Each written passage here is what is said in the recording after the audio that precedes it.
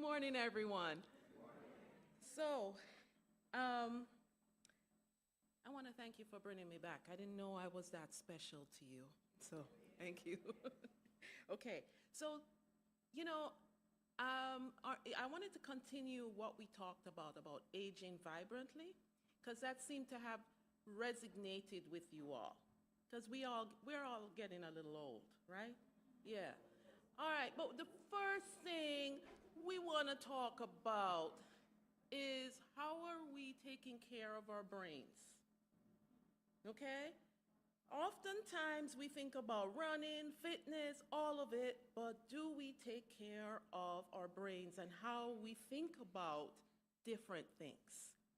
So let's look at it. Oops, I forgot to turn this on. I think I got it. Good, all right. Okay, so we learned from Proverbs 24, verse 5. It says, a wise man is strong, and a man of knowledge makes strength greater. In this dialogue, we are going to be talking about ways we can improve the way we think. Because just because we think the way we think doesn't mean it's right. And Pastor mentioned something about anxiety, and we not only are anxious, but we practice negative self-talk. And that also can cause a problem for us as we age, right? Now, we know that our Lord wants us to think well, and he honors us when we make good choices, yeah? And many a times, God bails us out when we make bad choices too. Yeah, yeah. And God knows we might make a mistake because of heritage, because of family background, because we were under stress or pressure and we didn't think it through. But I want to bring some things to you so that you can be mindful of these situations and, make a pivot as we go along. So are we ready? The topic sounds interesting, or you want me to think about something else? All right, because I wasn't. Your choices matter, okay? You ever think about those old guys of the Bible? Think about Abraham. How long did Abraham live? 120. How long did Noah live? 950. Yeah. Then think about Isaac. How long did he live? 140. And Jacob, 100 and, he did 130. Okay? Joseph, 110. Why am I repeating these ages? These guys lived to a good old age with their mental health intact. Okay? So every choice you made, what choices did you make? You made a choice today about what dress you're going to put on or what pants you're going to put on. You decided whether or not you're going to bathe or not. You made a decision. And while you were bathing, you made some more decisions on what parts of your body to wash. Yeah, you did, okay? Decided which lotion you want to put on. I'm going to put on the sweet one, or I'm going to put on the one that's not so sweet, right? You all made decisions. What decisions? Every decision matters. Now, when we think about decision making, I want to bring your mind to Daniel. Daniel purposed in his heart that he would not eat the king's food and allow the food to defile him. Okay? And because he made that decision, he and his friends looked better than everybody else. God honored that decision. Think about also Pilate. What decision did Pilate make? Pilate made a decision that he was going to give Jesus to the crowd, despite the warnings. Actions have consequences. Your choices matter, okay?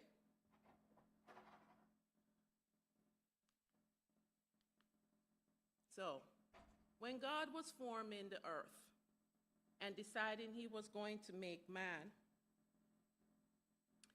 he thought about the importance of choice. Think about Job. Job is on earth doing his thing, minding his own business, right? He's minding his own business. And God is where? In counsel with others. Now, why is the omniscient one, omnipresent one, in counsel with beings he created? Why? It's a real question. Why? Wait, nobody can answer me? It's not a rhetorical question. It is because God regards your thoughts. So what you think matters. Worship begins in the brain. Okay? So,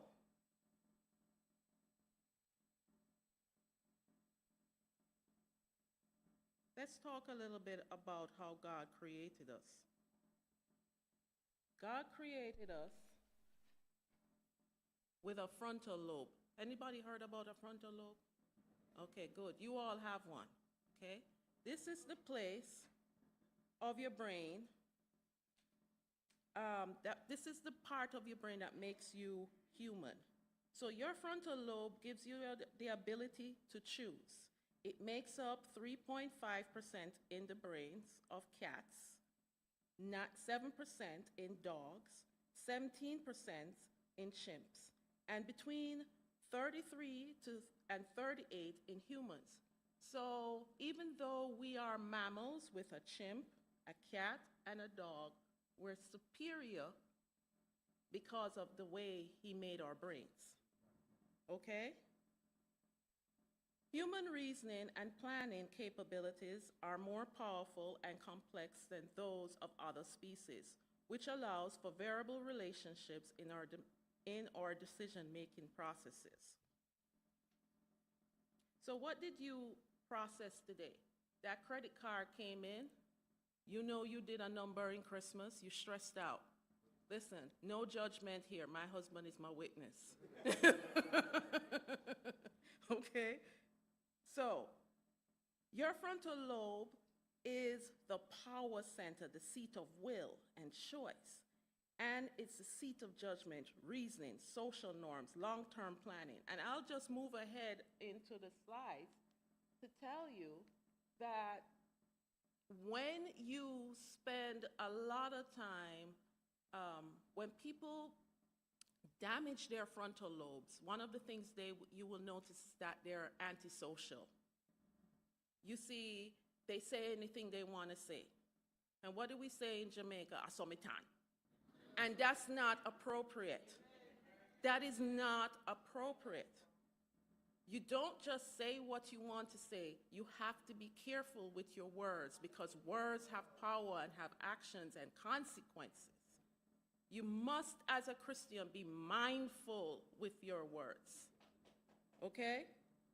So, we're talking about lifestyle. So, okay.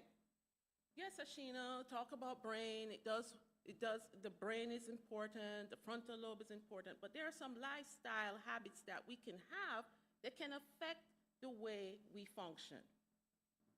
So, what happens sometimes? I mentioned that when we are not taking care of our brain, we can have impairment of moral principles, right? We make a lot of jokes and funs about the man who is the village ram. It's not appropriate, right? The man who has 2, 3 different families in a corner, not appropriate. Lack of foresight, no vision, no planning. You can't be a Christian and you're not planning. You got to go to heaven. You got to plan. You got to plan. And you're incapable of abstract reasoning. And of course, there's depression. Okay. Now, somebody might be saying, None of those things are me. I don't know what she's talking about. All right, but if you're eating chicken back, cow foot, and oxtail, all of those fatty foods, they mess with your brain. So rethink the oxtail from Just Jerk, Ronnie. Rethink your alcohol, a little alcohol for the stomach's sake. Rethink that, okay?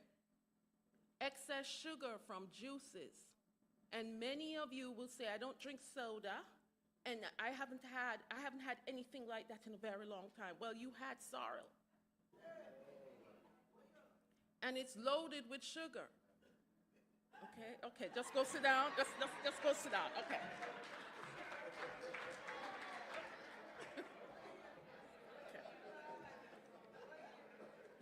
You pulled up at the Starbucks, okay?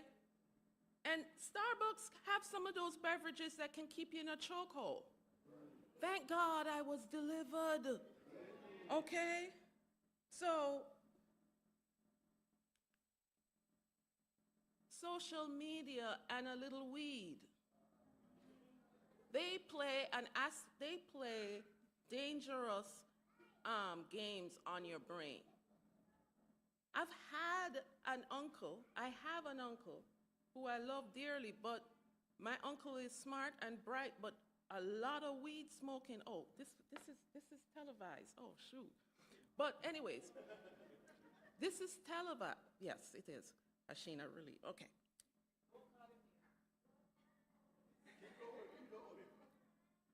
The weed make you slow.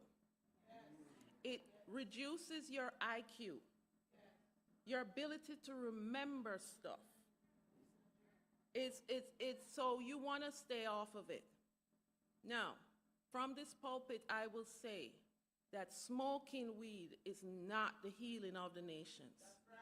But to use it in different preparations is where you get the healing from. Okay? All right. Now, no. That's going to drag us out, and we're going to finish, because you're not going to have me up here all day. All right, so let's talk about social media. Go to bed, make a plan, set your watch to go to bed at whatever time is appropriate, like 10 o'clock. You need 6 to 7 hours of sleep. You're up late on Instagram shopping. You're shopping, you're looking at clothes, you're looking at this, you're looking at that. The older folks might say, that is not my problem, that's not my problem, my young people problem, that you have your problems. You watching news and CNN and fussing over the president and the rest of it. Get off of it, right? Do as your parents and you used to tell your children, go take up a book,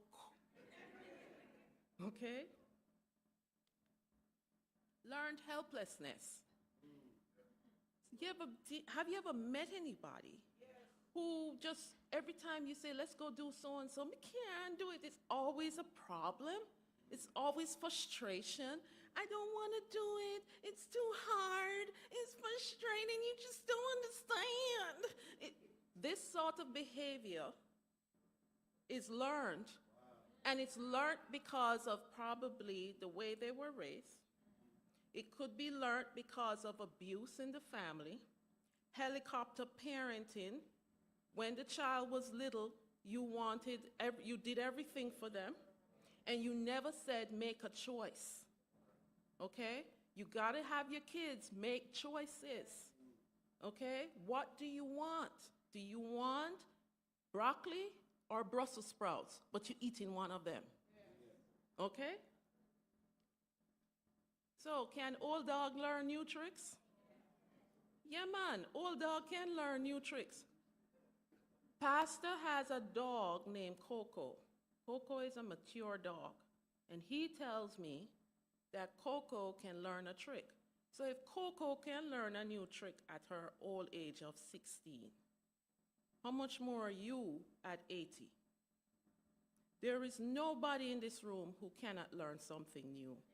As I said, go take up a book. Take up a book and read. Get involved, have dominoes, come early for Sabbath school. The Seventh-day Adventist Church is built to help your brain work. Study the Sabbath school lesson and get into healthy debates. It strengthens your brain. To play dominoes is a game of strategy, right? You gotta have some dominoes. Lick some dominoes every now and then. Play checkers and chess, okay? So, what are some tips to improve your brain? Like I said earlier, go to bed early, okay? Turn off the lights and light a candle.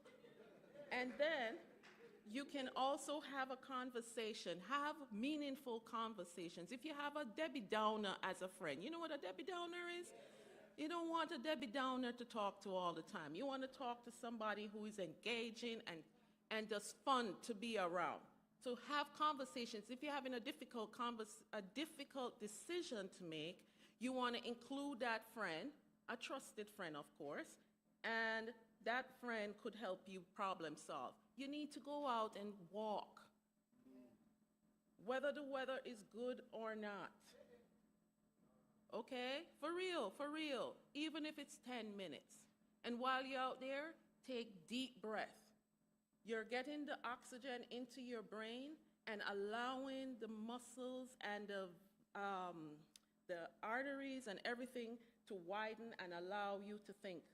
Then there is eating fiber-rich foods. So you want to eat the Brussels sprouts, the broccoli, the cabbage. All of those things are meaningful. A little bit of cilantro, cranberries, those things are good. Listening to good music. I have a habit, all of my coworkers know I take music to work. And once that music is playing, I get my work done.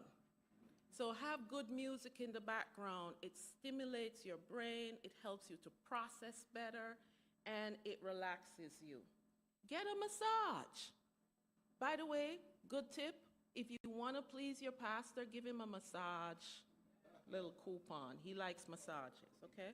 So it helps to get a regular meaning monthly massage, because again, it opens up the vessels and helps you think well. I hope this was meaningful to you, and I pray a blessing upon all of you.